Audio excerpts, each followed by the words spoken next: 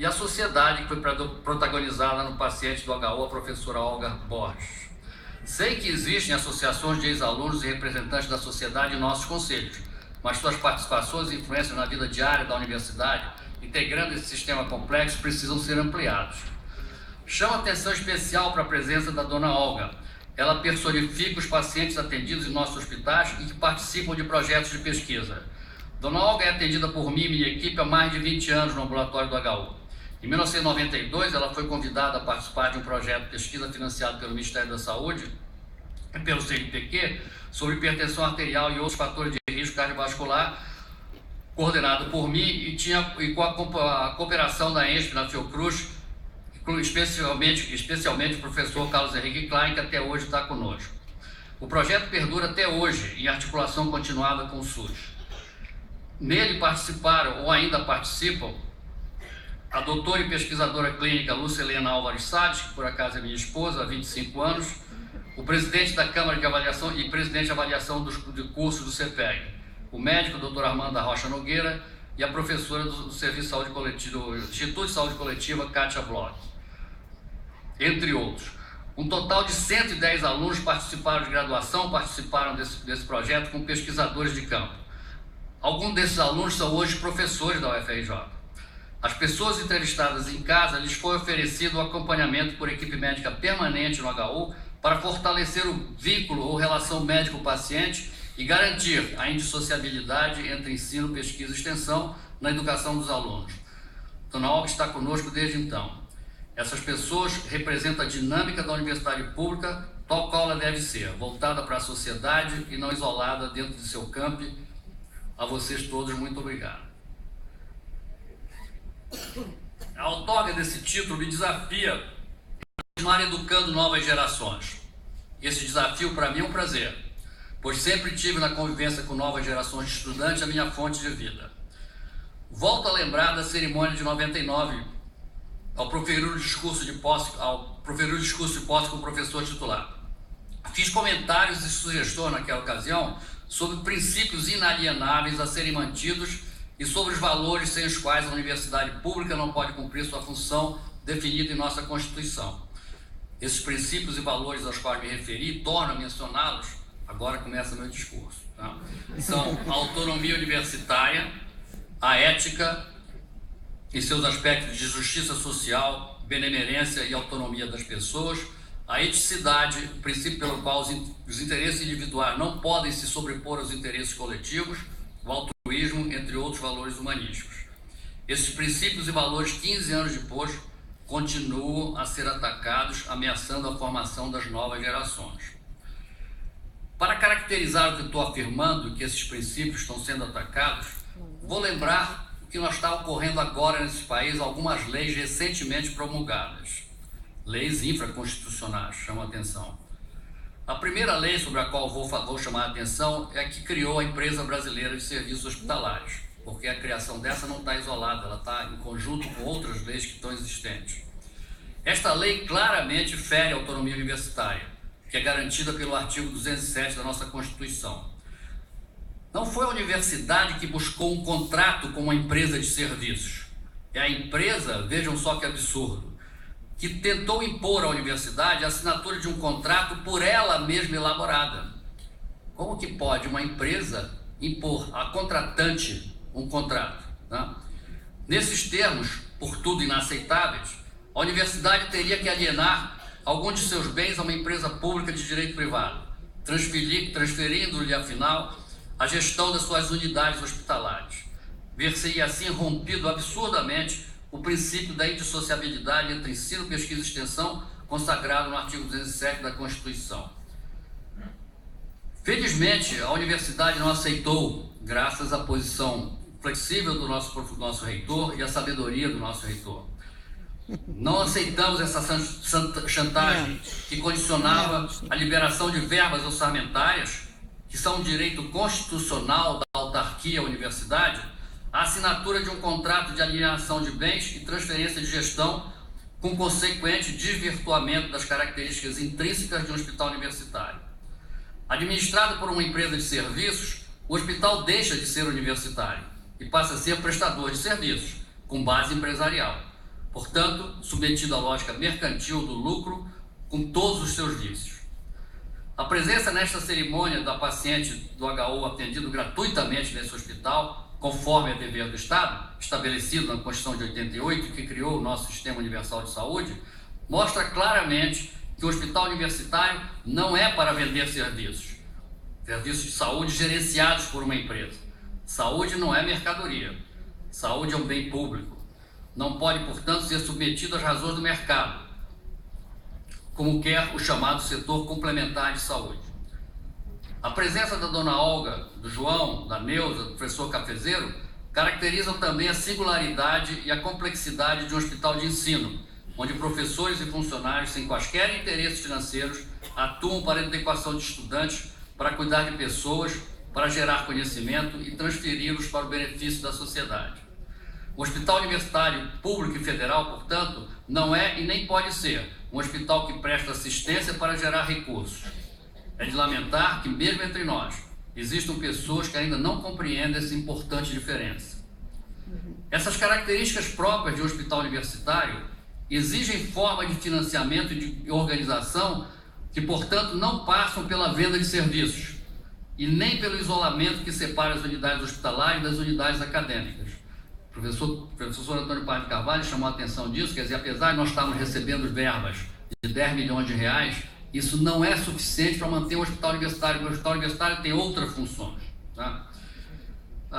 Os recursos necessários para o funcionamento dessas complexas organizações precisam ser alocados diretamente do Orçamento Geral da União do Governo Federal, com apoio dos Ministérios da Educação, dos Ministérios da Saúde, do Ministério da Ciência e Tecnologia e do Ministério do Planejamento, numa ação quadripartite.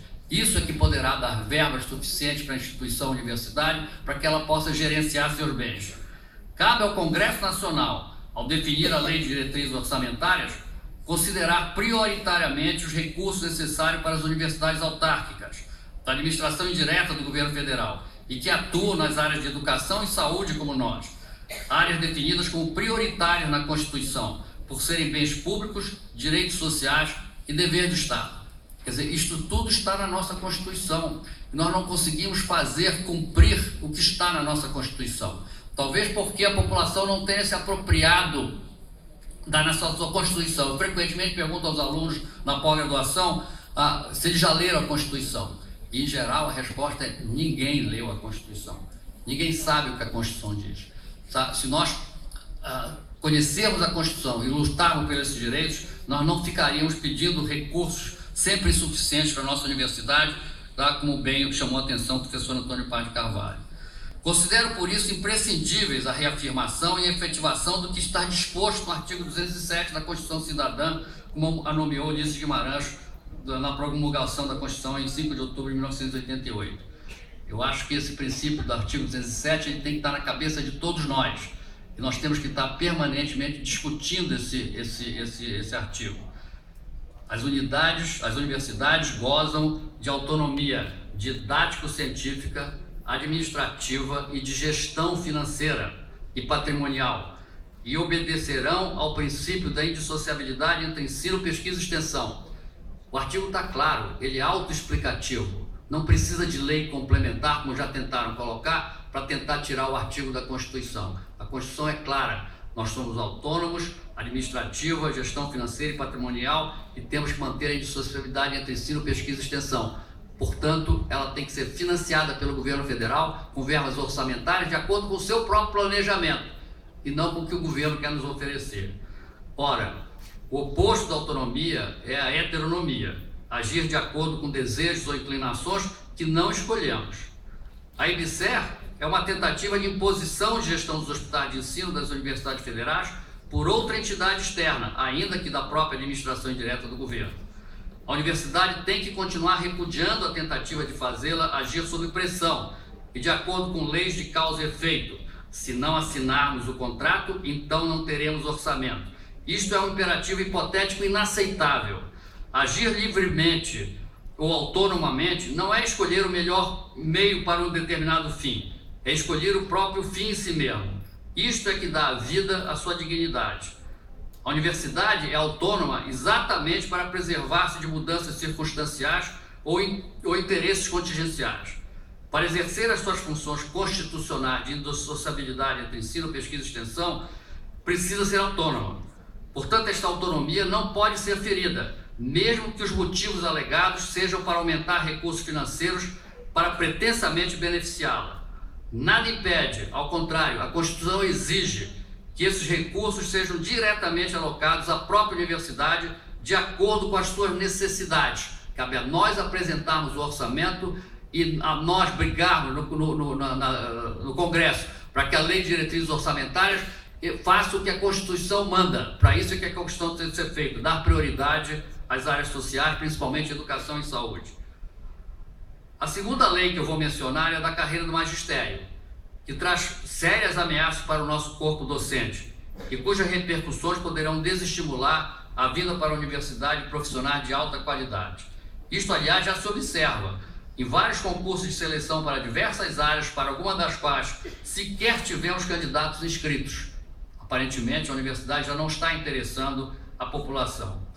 Como vemos, atrair professores qualificados sem nem garantia de aposentadoria adequada, como é que nós conseguiríamos atrair esses professores se atualmente nem a aposentadoria lhes é garantida? Descontar parte do seu salário para um fundo de aposentadoria privado, como preconiza a lei atual, significa um enorme risco financeiro. Quem poderá garantir que ao final de 35 anos de contribuição, o fundo privado não irá falir para ser socorrido pelo governo? Por que, afinal, a aposentadoria dos servidores públicos precisa ficar dependente do sistema financeiro? A criação desses fundos de pensão privados é, na verdade, mais uma forma de repassar enormes quantias financeiras do setor público, no caso, o salário dos funcionários públicos, para o setor privado. Sua criação para prover a aposentadoria do servidor público fará com que este fique dependente de uma entidade privada. E logo de quem? Dos bancos, que recentemente levaram diversos países à falência e receberam de volta trilionárias quantias injetadas no setor financeiro pelos governos. O que também preocupa muito nessa lei da carreira do magistério é que se possa oficializar na universidade a entrada do financiamento complementar e o consequente direcionamento das prioridades de pesquisa ditadas pelas empresas privadas. A pesquisa não pode prescindir de financiamento público para garantir o quê? Sua autonomia. Ao considerar que a prestação de serviços para o setor privado, ainda que por meio da pesquisa científica, seja valorizada dentro dos critérios de ascensão na carreira, como vem sendo proposto por alguns na regulamentação dessa lei, por alguns estaremos levando o docente para os braços do capital empresarial. Na área médica, mais de 50% dos professores universitários, pesquisadores nas grandes universidades americanas, já são financiados pela indústria farmacêutica, criando sérios conflitos de interesses. Eu, na realidade, costumo chamar que conflito de interesse é um outro nome para corrupção. No Brasil, esses números são crescentes. As prioridades de pesquisa serão definidas pelas empresas, cujos interesses não necessariamente coincidirão com os da população. O risco é grande e deve ser debatido em nossos conselhos superiores. Não sou contra a existência de empresas. Acho que elas têm que existir. Eu sou, sim, firmemente favorável à defesa e preservação da nossa autonomia de pesquisa. Nós podemos pesquisar o que é de interesse da população e não o que são de interesse das empresas. As empresas têm que prestar contas aos seus acionistas. Nós temos que prestar contas à população. São conflitos irreconciliáveis. Tá? Também é necessário mencionar a terceira lei que eu vou comentar, que é a Lei 18.871 de 2013, que instituiu o programa Mais Médicos, que vocês já devem ter ouvido falar. Também ela acaba por ferir a autonomia universitária, ao definir como e onde nossos médicos devem ser formados de norte a sul do país. Cria um verdadeiro serviço militar obrigatório de saúde para todos os formandos de medicina. Dentre os poderes constitucionais do Ministério da Saúde está o de fixar diretrizes para a formação de médicos e não impor o modo como todas as universidades autônomas devem formá-los, acabando com a diversidade de formação fundamental para a evolução do conhecimento. Outras leis e projetos de lei estão em gestação. Me refiro especificamente ao anteprojeto de lei orgânica da Administração Pública Federal, que foi elaborado por uma comissão formada por 11 sábios juristas constituída pela Portaria 426 de dezembro de 2007, do Ministério do Planejamento.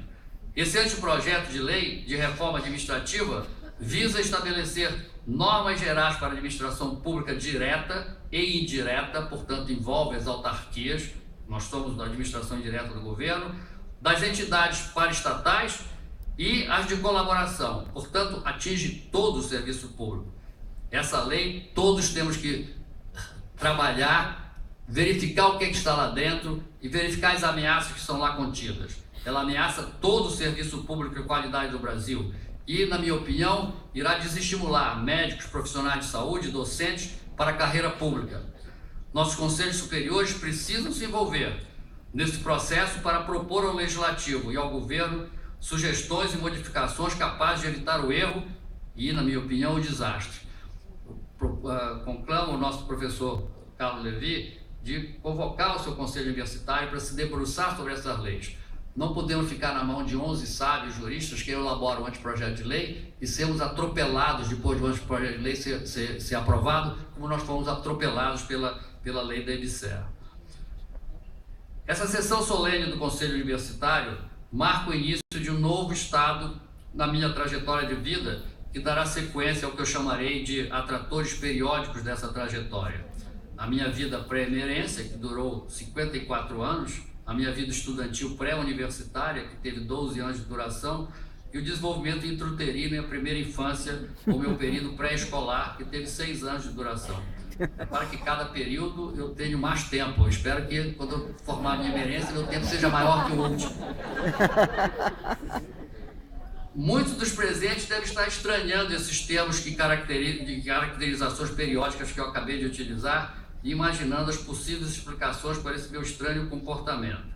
Meus alunos atuais aqui presentes devem ter reconhecido esses termos utilizados em teorias de sistemas complexos, dinâmicos adaptativos, que têm ocupado grande parte das minhas leituras, escritos e educação de estudante nos últimos anos. Devo ter lido mais de 40 livros sobre isso. Aprendemos com a teoria de sistemas complexos que a única forma de entender o funcionamento desses sistemas é observá-los.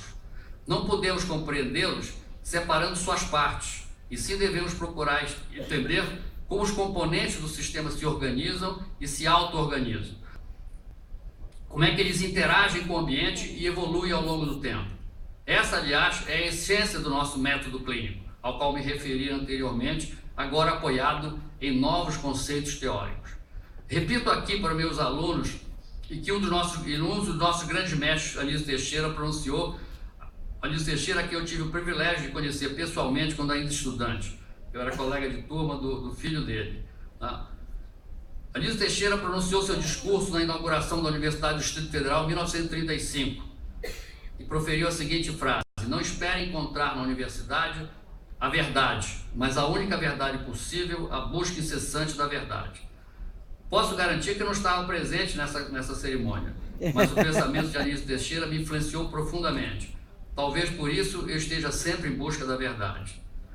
Nessa nova fase imprevisível da minha vida, que o título de emérito me permitirá trilhar, e considerando o meu estado de vida atual, dizem que o que me tem movido como professor dessa universidade nos últimos anos e continuará me entusiasmando nos próximos anos é a satisfação de poder contribuir não para a formação de médicos ou de qualquer outra profissão. Isto é apenas uma parte da missão de um professor, mas para a formação de pessoas, principalmente nossos alunos, capazes de pensar o seu país e de contribuir para a formação de uma sociedade justa e inclusiva com forte base ética. Espero continuar desenvolvendo e disseminando na área de medicina ou de saúde esta forma de pensar, o pensamento complexo ou teoria de sistemas complexos, ou medicina de redes, ou inúmeros outros termos semelhantes, indicativos da mudança que está ocorrendo no pensamento científico. Essa mudança tem que ser levada aos nossos cursos de graduação.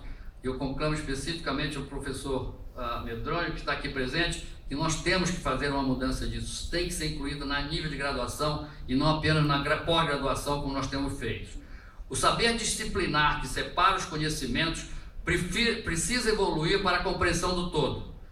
Temos que educar sem as barreiras disciplinares. Isto implicará em profunda reforma da própria estrutura da universidade, fragmentada em conhecimentos de áreas ou de disciplinas dessas áreas. Na área de saúde, essa mudança já foi iniciada.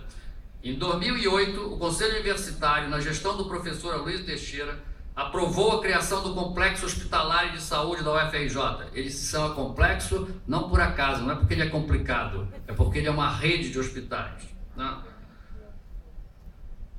O Complexo Hospitalar tem uma unidade orçamentária própria e surgiu de uma reforma do Estatuto votada neste Conselho Universitário. Eu tive o prazer de coordenar a comissão de implantação do Complexo Hospitalar, juntamente com o nosso reitor, professor Alexandre Pinto Cardoso, durante a gestão qual nós já tínhamos lançado essa ideia de complexo hospitalar. E eu tive o prazer de participar da reitoria do professor Alexandre como seu pró-reitor de Extensão e Desenvolvimento. Do mesmo modo que em 1978, a criação do Hospital Universitário Clementino Fraga Filho trouxe novos conceitos e inovações para a gestão hospitalar e para atenção e educação em saúde, o Complexo Hospitalar também traz inúmeras inovações e busca construir uma rede de interunidades. Para construirmos um sistema complexo, eu tenho que associar a ideia de unidade de um lado com a de diversidade e multiplicidade do outro lado. Portanto, temos que avançar e desenvolver e criar novos conceitos. As bases conceituais sobre as quais se criou o Complexo Hospitalar da UFRJ tentam romper as barreiras disciplinares e permitem que o ensino de graduação e de pós-graduação e a pesquisa pré-clínica e clínica possam tomar um novo impulso. Impulso capaz de se refletir na qualidade da assistência prestada aos usuários do sistema, custos, mas com a garantia de melhora de saúde da população. Para que as unidades hospitalares possam ter estreita interação com as unidades de ensino, é necessário criar uma nova estrutura organizacional hospitalar, que não mais seja baseada nas profissões de saúde, divisão de médica, divisão de enfermagem, divisão de farmácia, ou nas disciplinas nas quais nós dividimos o conhecimento, e que atualmente servem de base para a organização da assistência de saúde, serviço de clínica médica, serviço de cirurgia, serviço de cardiologia, gastrologia, etc. Essa nova estrutura deve ter por base as áreas de atuação indissociáveis, como está na Constituição, ensino, pesquisa e extensão, e o trabalho em equipe multiprofissional, inaugurando ou integrando-os em uma mesma unidade funcional que denominamos de unidades funcionais acadêmicas intra-hospitalares. Por séculos, o pensamento científico vem marcado pelas ideias expostas no livro de René Descartes do Discurso do Método de 1637. A humanidade veio evoluindo sobre o domínio do pensamento determinístico e diria também reducionista. No mundo ocidental, se observa na organização das sociedades o domínio de um sistema financeiro egoísta, competitivo, desumano, criador de extremas desigualdades sociais, apoiado por uma mídia que dele depende. O domínio do pensamento reducionista, fragmentado, e do sistema financeiro com base mercantil competitiva foi capaz de levar a algum progresso científico, mas também criou imensas desigualdades sociais, provocou as guerras que vivemos no último século, os gastos incalculáveis com a corrida armamentista, a degradação do ambiente, a formação da sociedade de consumo supérfluo e desnecessário com a valorização da posse de bens materiais e até o uso abusivo de tecnologias, como vemos na área médica, nem sempre em benefício das pessoas ou dos pacientes.